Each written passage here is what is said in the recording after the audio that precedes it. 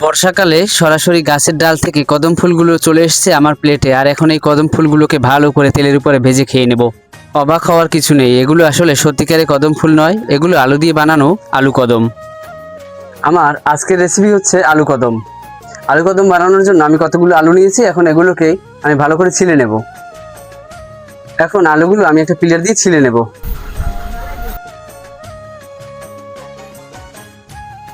এখন আলু কদম বানানোর জন্য আমি এই আলুটার 3 ভাগের 2 ভাগ রেখে 1 ভাগ কেটে নিচ্ছি।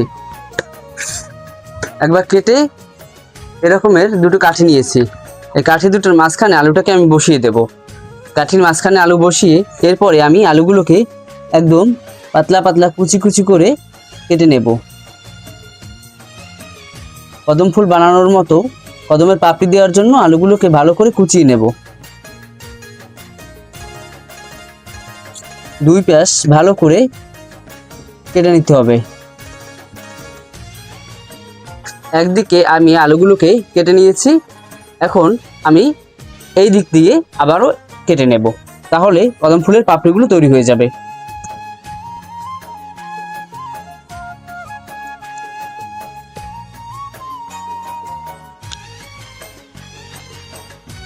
আমার কুচি কুচি করে এই যে আলুগুলো কুচিয়ে নিয়েছি, আর কদম ফুলের পাপড়ির মতো তৈরি হয়ে গেছে, আর কাঠি দেওয়ার ফলে একদম কেটে যায়নি। এখন এগুলো আমি লবণ পানির মধ্যে একটু ভিজিয়ে রাখবো। আমি একে একে অনেকগুলো কদম ফুলের মতো করে বানিয়ে নিয়েছি, আর এখন এগুলোকে আমি একটু লবণ পানির মধ্যে ভিজিয়ে রাখবো অল্প সময়ের জন্য। এখন এগুলোকে উঠিয়ে লবণ পানির মধ্যে চুবিয়ে রাখবো অল্প সময়ের জন্য।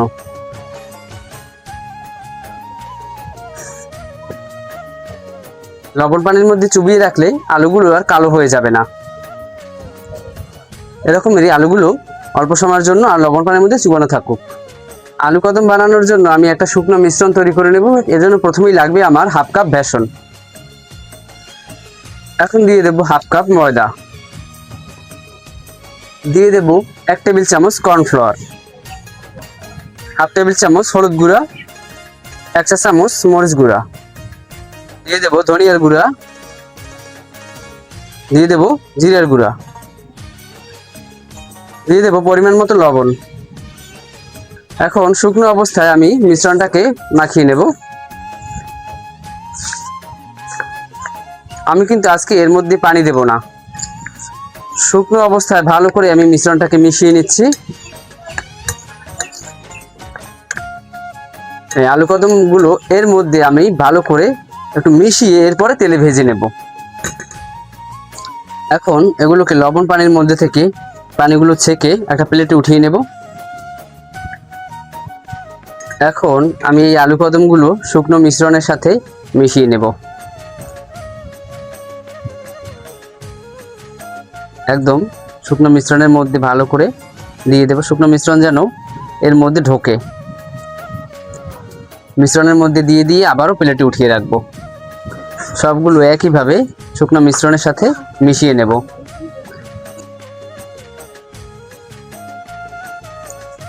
সবগুলো ভালো করে শুকনো মিশ্রণে কোট করে নেওয়া হয়ে গেছে।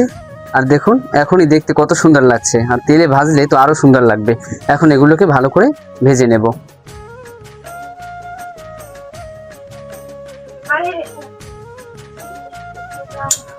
এখন গ্যাস জ্বালিয়ে একটা কড়াই বসিয়ে দিচ্ছি। কড়াইয়ের মধ্যে বেশি করে দিয়ে দেবো সয়াবিন তেল। আলু কদমগুলো যেন একদম চুবিয়ে ভাজা যায়, এজন্য বেশি করে তেল দিয়ে দিলাম। এখন তেল গরম হওয়া পর্যন্ত একটু অপেক্ষা করব। তেল গরম হয়ে গেছে, আর এখন আলু কদমগুলো আমি একে একে গরম তেলের মধ্যে দিয়ে দেব। একসাথে সবগুলোকে দেব না, আলু কদমগুলো ভালো করে হওয়ার পরে এরপর আমি উঠিয়ে নেব। এখন আলু কদমগুলো তেলের মধ্যে ভালো করে নাড়াচাড়া দিতে থাকবো।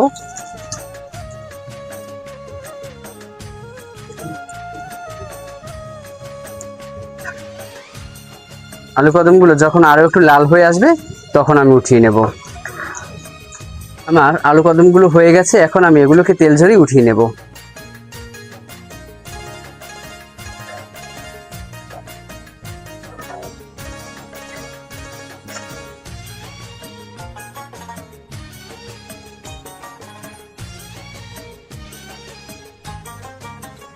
এখন বাকিগুলোকে তেলের মধ্যে দিয়ে দেব।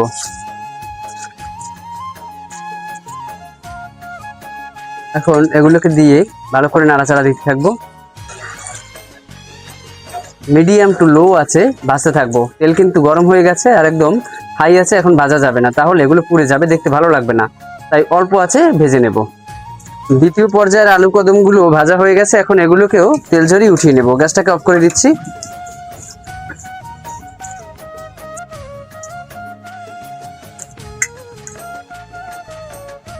আলু কদমগুলো চুলা থেকে নামিয়ে উপর থেকে একটু বিট লবণ ছড়িয়ে দেবো, তাহলে খেতে আরো ভালো লাগবে।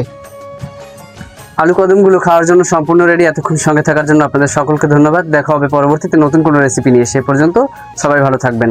এখন আলু কদমগুলো আমি একটু খেয়ে দেখছি। বিসমিল্লাহির রহমানির রহিম। মাশাআল্লাহ, অসাধারণ।